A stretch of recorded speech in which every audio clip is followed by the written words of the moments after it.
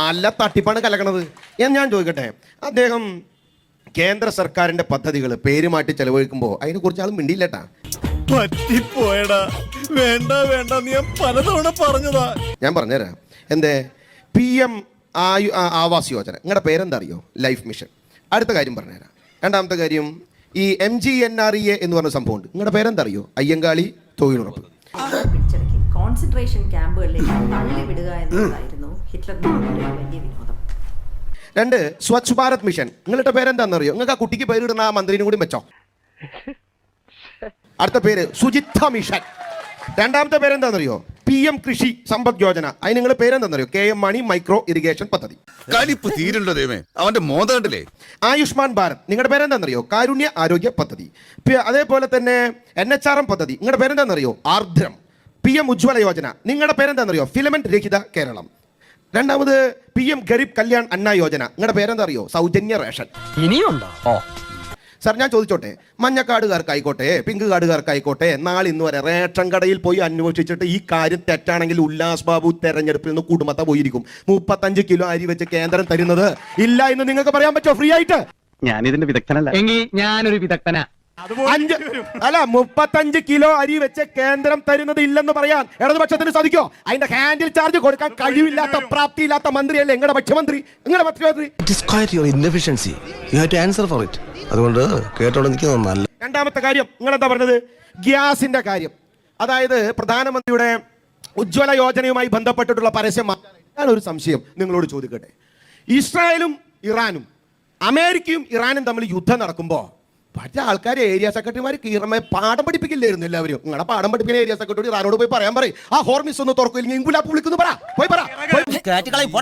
അല്ലെങ്കിൽ ഇവരെ തങ്ങളുടെ ആശയങ്ങൾക്ക് ഒരു വിലയില്ലല്ലോ ഈ നാട്ടിൽ. ഇവനൊക്കെ രക്തം ഉണ്ടോടെ? യുദ്ധം നടക്കുമ്പോ അതാത് രാജ്യങ്ങളുടെ ശരിയാണ് അതാത് രാജ്യങ്ങൾക്ക്.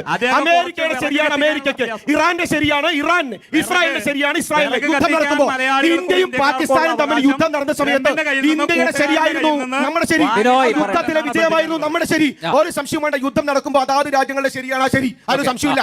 ആ പരമാധികാരത്തിൽ കയറാൻ ആർക്കും തയ്യാറുമില്ല. ഇറാൻ ആ കടലെടുക്ക് അടച്ച സമയത്ത് ഇങ്ങോട്ട് സംഭവങ്ങൾ കൊണ്ടുവരാതിരിക്കുന്ന സമയത്ത് നിയന്ത്രണങ്ങൾ ഉണ്ടായി. എന്താ കുഴപ്പം? മറ്റേ ഏരിയ സെക്രട്ടറിമാർ പന്തകുളത്തി നടത്തുണ്ടായില്ലോ, പോയി കുളത്തന്നെ അവിടെ പോയി കൊടുത്ത് ആ ഹോർമിസ് കടലെടുക്കേണ്ട അവിടെ 4 ഏരിയ സെക്രട്ടറിമാരെ കൊണ്ടുപോയി അവർ തുറന്നു കൊടുക്കുന്നു. അറിവ് കാലമാണ് വാങ്ങിക്കൊണ്ടാണോ വരുന്നത്? ഞാൻ തുറക്കൂല. പ്രാപ്തിയും കഴിവുമുള്ള സർക്കാർ, അറിവും പ്രാപ്തിയും കഴിവുമുള്ള സർക്കാർ വളരെ കൃത്യമായി അത് വിദേശ നയത്തിന്റെ അടിസ്ഥാനത്തിൽ ഇന്ന് പ്രഖ്യാപിച്ചിരിക്കുന്നു. ആര് പ്രഖ്യാപിച്ചിരിക്കുന്നു? ഇറാന്റെ വിദേശകാര്യ മന്ത്രാലയം പ്രഖ്യാപിച്ചിരിക്കുന്നു. ഇന്ത്യയുടെ കപ്പലിനെ ഹോർമിസ് കടലിടക്ക് തുറന്നു കൊടുക്കുന്നു എന്ന് ഇറാൻ പ്രഖ്യാപിച്ചിട്ടുണ്ട്. അത് മുഴുക്കുള്ള ആൾക്കാർ അവരുമായിട്ട് ചർച്ച നടത്തിയിട്ടാ ഇവരുടെ ആളുകൾ ഇവിടെ കിടന്നിട്ട് ഈ പന്തം കൊളുത്തി നടത്തിക്കൊണ്ടല്ല അങ്ങനെ പറ്റിക്കുന്നത്. രണ്ടാമത്തെ കാര്യം ആരോഗ്യ മേഖലയുടെ വലിയ കാര്യം വാടക്കാഞ്ചേരി മേൽപ്പാലം പണിയാൻ പ്രാപ്തിയില്ലാത്ത ചേരി ചേരണ്ടാക്കാൻ പോവാണ്. വാടക്കാഞ്ചേരിയിലെ ഈ കർക്കിടക മാസത്തിലെ നല്ല കർക്കിടം മിഥുന മാസത്തിലെ മഴ അങ്ങോട്ട് പെയ്യുമ്പോ അവിടെ പോയിട്ട് കല്ല കെട്ടി 8 കോടി രൂപയിലാക്കിട്ട് കല്ല് ഒളിച്ചാ പോയി 8 കോടി പോയി കല്ലു പോയി. എന്നിട്ടാണ് ചേരി ചേരാനായോ ഉണ്ടാക്കാൻ പോകുന്നത്? വാടക്കാഞ്ചേരി അങ്ങാടി നേരിയ ആദ്യം പഠിക്കുക, എന്നിട്ട് ചേരിക്ക് നമുക്ക് പോവാം. ഈ തട്ടിപ്പ് പത്തഞ്ഞ കൊണ്ടാണ് ഇന്ത്യ മഹാരാജ തങ്ങളുടെ പാർട്ടിയുടെ 16 അടിയന്തരം കഴിഞ്ഞത്. 16 അടിയന്തരം ശ്രാദ്ധം 41 കഴിയും, ഒരു സംശയമില്ല. രണ്ടാമത്തെ കാര്യം, പാലക്കാട് മെഡിക്കൽ കോളേജ് ഉണ്ട്.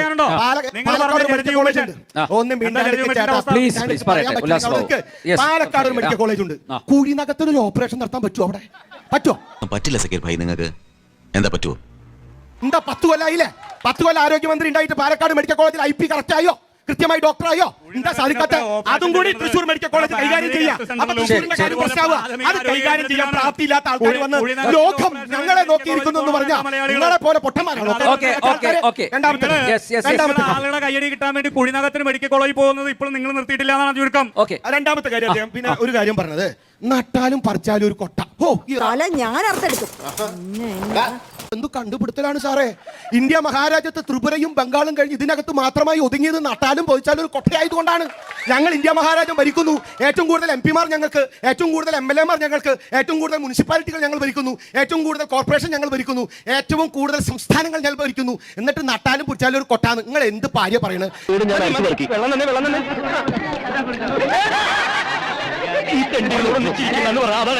നിങ്ങളുടെ പേര് നേതാവുണ്ട്, പണ്ട് പറഞ്ഞു കേട്ടിട്ടില്ലേ, എന്ത് അപ്പം ഉണ്ടാക്കി അത് എറണാകുളത്ത് കൊണ്ട് വിറ്റ് ഉച്ചയ്ക്ക് ഊണ് കഴിക്കാൻ മലപ്പുറത്തേക്ക് വരും. ഉച്ച തിരിഞ്ഞ് വീണ്ടും അപ്പം കൊണ്ട് എറണാകുളത്തേക്ക് പോകും. അത് കഴിക്കാൻ രാത്രി വീട്ടിലേക്ക് വരും. എന്തപ്പം? ആ ടോയിനൂല് ഇങ്ങോട്ട് വലിച്ചു കെട്ടിയിട്ട് കളിപ്പാട്ട ട്രെയിൻ ഓടിക്കുന്ന കേരളയെ കുറിച്ച് പറഞ്ഞു. ചോദിച്ചപ്പോൾ പറഞ്ഞു, അമൂർത്തമായ കാര്യങ്ങൾ മൂർത്തമായ സമയത്ത് നടന്നില്ലെങ്കിൽ മൂർത്തമായ കാര്യങ്ങൾ അമൂർത്തമായ സമയത്ത് നടക്കും. ജനങ്ങൾക്ക് പോലും മനസ്സിലാവണ്ടേ? അത്രേ ഉള്ളൂ. ആ ന്യായീകരണം അപ്പൊ ഈ കാര്യം പറഞ്ഞത്. BJP ജയിക്കുന്ന സമയത്തെ 150 ഉറുപ്പിയുടെ റൂം എടുത്ത് നിങ്ങൾ പുറത്തിരിക്കും. എന്താ ഞങ്ങൾക്ക് ഈ ഗതി പറ്റിയേ? ത്രിപുരയും ബംഗാളും കേരളത്തിലും ആയല്ലോ എന്ന് പറയാണ്ട് ഗതി. വൺസ് അപ്പോൺ എ ടൈം ഇങ്ങനെ ഒരു പാർട്ടി ഉണ്ടായിരുന്നു കേരളത്തിൽ എന്ന് ചരിത്രം പഠിക്കേണ്ടി വരും നമ്മുടെയൊക്കെ ചെറുകുട്ടികൾ. ഇനി 2-3 ആരോഗ്യ മേഖല, ഒരു ആരോഗ്യ മേഖല, ഇതിപ്പം നായരെക്കാലം മുമ്പ് നാട്ടുകാരവനെ തലക്കൊല്ലുന്നാ തോന്നുന്നു. ഒരു ആരോഗ്യ മേഖല. നേഴ്സുമാരെന്തിനാ സമരം നടക്കുന്നത്? അവർക്ക് അടിസ്ഥാന ശമ്പള വർധനവുമായി ബന്ധപ്പെട്ട് നേഴ്സുമാർ സമരം നടത്തുമ്പോൾ ആരോഗ്യമന്ത്രി അവരിൽ ഇടപെട്ടോ? പ്രൈവറ്റ് ഹോസ്പിറ്റലുമായി ബന്ധപ്പെട്ട് കാര്യങ്ങൾ ചർച്ച ചെയ്ത് തീരുമാനിച്ചോ? എന്താ പറയുക, സർക്കാരിന് അതിന് പ്രാപ്തി ഉണ്ടാവാഞ്ഞ്? രണ്ടാമത്തെ കാര്യം, ആശാ വർക്കർമാർ 285 ദിവസം സമരം കെടുക്കേണ്ടി വന്ന കേരളത്തിൽ ഇരുന്നാണ് ഇവർ പറയുന്നത്. ഇവരെ കൊണ്ട് ആകെ സാധിച്ചെന്താ? പ്രബുദ്ധ മലയാളിയെ കൊണ്ട് ഗുർണാണി വെള്ളത്തിന് പേരിടാൻ പറ്റി. ഇവർക്ക് മിന്നൽ മാജിക് എന്ന് പേരുണ്ടാക്കാനായിട്ട്. ഇത് ഞങ്ങളുടെ കമ്പനിയുടെ പുതിയ പ്രോഡക്റ്റ് ആണ് മാഡം. ചർമ്മമർമാണി herbal soap. ഒട്ടും ചെലവാകുന്നില്ല.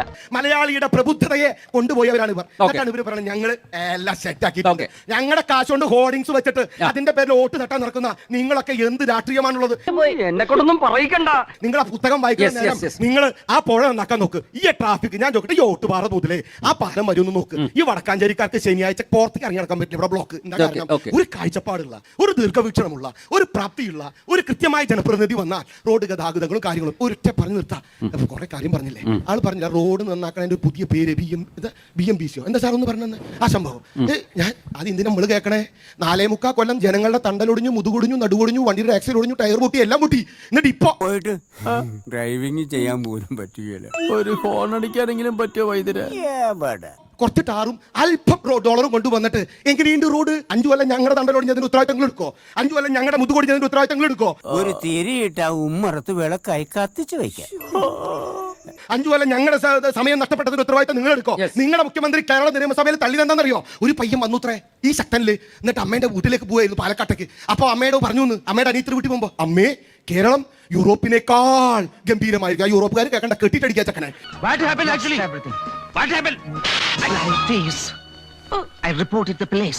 മനസ്സിലാക്കിക്കോ നിങ്ങള്.